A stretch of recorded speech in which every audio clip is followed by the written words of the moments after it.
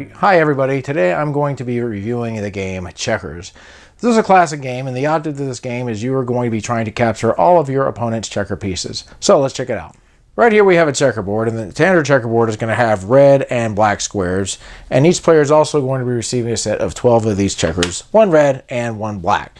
You're going to go ahead and set the checkers up on the black spaces, and black is going to go ahead and go first. Now the object of the game is you're going to try to capture all of your opponent's checkers or make it to where he can't move anymore. Black is always going to go first, and movement is very simple. You're going to simply move diagonally forward either way.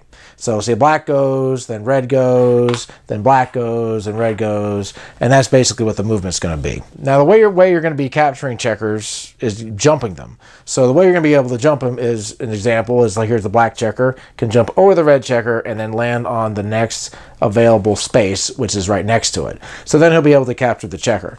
Now the interesting thing is about this game is that if there is a jump available, you have to take it. So for example, red's going to have to take this jump, which I'm sure he would not complain about. But then black sees this, he's going to have to take this jump, etc. Red sees this, he's going to have to go ahead and take this jump. So that's essentially the way jumping is going to work. Now, if you're able to get a checker over to your opponent's side of the board all the way to the end, you're going to do what's called crowning the checker. You're going to place another checker on top like this, and the checker has now become a king. And the main difference with this is that now the checker is going to be able to move both directions. So it can go down and it can also go up. So if it wanted to do a jump, it could do something like this and capture the pieces. But anyway, the game is going to continue moving forward like this until one player has gotten rid of all of the checkers, and the first player to get rid of all the checkers is going to win the game, or if it gets to a point one player is not able to move any of his checkers. And that, folks, is Checkers. So my final thoughts on Checkers.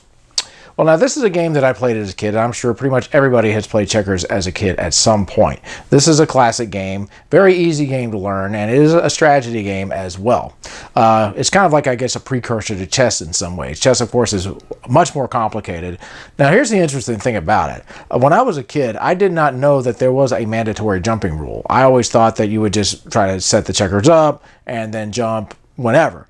But apparently, in the real rules, you have to jump, which really makes the game interesting, in my opinion. Now, it definitely speeds it up for one, and a lot of what the strategy is you're trying to basically set it up to where your opponent has to jump you and you can jump him, and you're basically just trying to make it into a way to where you're able to get more checkers by jumping. So yeah, it's a very good little strategy game. Now this game can be played by kids, it can be played by adults, it's very easy to learn. It's a game that can go by quickly, or if you want to take your time, you can also do that too. It's a classic game, it's an easy game, and if it's just something you need something to burn your time with, you know, camping or whatever, you can't go wrong with Checkers. It's a classic. All right, guys, that is my review of Checkers. We'll catch you later. Keep on gaming.